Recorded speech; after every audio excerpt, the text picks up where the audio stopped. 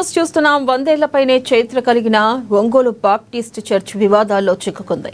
గత 6-7 సంవత్సరాలుగా నుంచి చర్చ్ కమిటీ సభ్యుల మధ్య వచ్చిన వివాదం చిలికి గాలివానలాగా మారింది.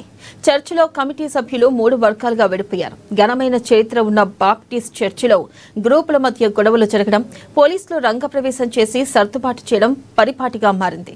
కానీ ఓ వర్గం ప్రత్యేక ప్రార్థన చేస్తున్న సమయంలో మరో వర్గం పోలీసులను రంగంలోకి దించింది.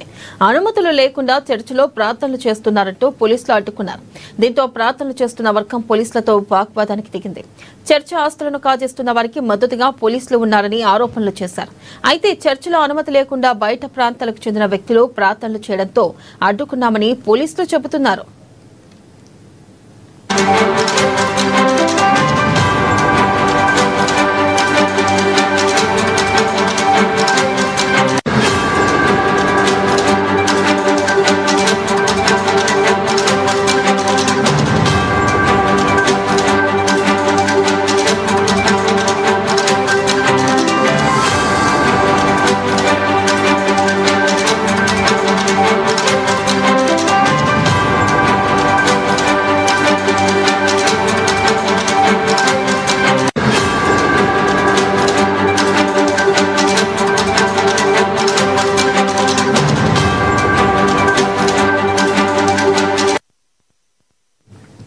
బ్రేకింగ్ న్యూస్ చూస్తున్నాం. 100 ఏళ్లపైనే చరిత్ర కలిగిన ఒంగోలు బాప్టిస్ట్ చర్చ్ వివాదాల్లో చిక్కుకుంది.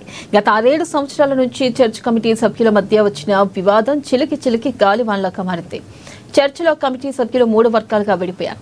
ఘనమైన చరిత్ర ఉన్న బాప్టిస్ట్ చర్చిలో గ్రూపుల మధ్య గొడవలు జరగడం, పోలీసులు రంగప్రవేశం చేసి సర్దుబాటు చేయడం పరిపాటిగా మారింది. కానీ ఓ వర్గం ప్రత్యేక ప్రార్థనలు చేస్తున్న సమయంలో మరో వర్గం పోలీసులను రంగంలోకి దించారు. ఇక అనుమతులు లేకుండా చర్చిలో ప్రార్థనలు చేస్తున్నారంటూ పోలీసులు అడ్డుకున్నారు. దీంతో ప్రార్థనలు చేస్తున్న వర్గం పోలీసులతో వాగ్వాదానికి దిగింది.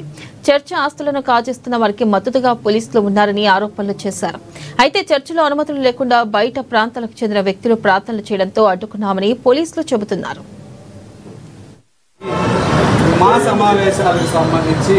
ఈ రోజు ఏదైతే చరిత్రాత్మక తీర్పు వచ్చిందో ఆ తీర్పును అనుసరించి 5 రీజన్స్ లో ఉన్న 5 రీజన్స్ అంటే Deccan, northern, western, central, southern reason నుంచి వచ్చిన 30 సంఘాలతోటి మీటింగ్ ఏర్పాటు చేసి దీని యొక్క ఆవశ్యకతను వాళ్ళకి తెలియపరిచి తద్వారా ఏ విధంగా ఎలక్షన్స్ ఉండాలి, ఏ విధంగా ఎలక్షన్స్ జరపాలనే విషయం మీద కోర్టు ఉత్తర్వుల ప్రకారం మేము మీడియా సమావేశం గాని మీటింగ్ గాని ఏర్పరచుకున్నాం. కానీ ఇక్కడ పోలీసులు ఎవరో ప్రైవేట్ వ్యక్తి అమ్ముకున్న వ్యక్తి కోర్టు జడ్జిమెంట్ క్లియర్ గా ఏమైనా ఇచ్చిందంటే ఈ ప్రాపర్టీస్ ని ఎవరైతే అమ్మారో, ఎవరైతే కొన్నారో, కొన్న వాళ్ళకి గాని అమ్మిన వాళ్ళకి గాని ఎవరైతే సహకరించారో వాళ్ళందరినీ ఈ ఎలక్షన్ నుంచి బాయ్కాట్ చేస్తున్నాము అని కోర్టు ఉత్తర్వులు ఇచ్చింది. జడ్జిమెంట్ ఇచ్చింది క్లియర్ గా. వాళ్ళు బహిష్కరిస్తున్నాం డైరెక్ట్ గా ఒకటే మాట, వాళ్ళందరినీ బహిష్కరిస్తున్నాం. ఎలక్షన్స్ లో వాళ్ళు కంటెస్ట్ చేయడానికి వీలు లేదు. They are disqualified persons.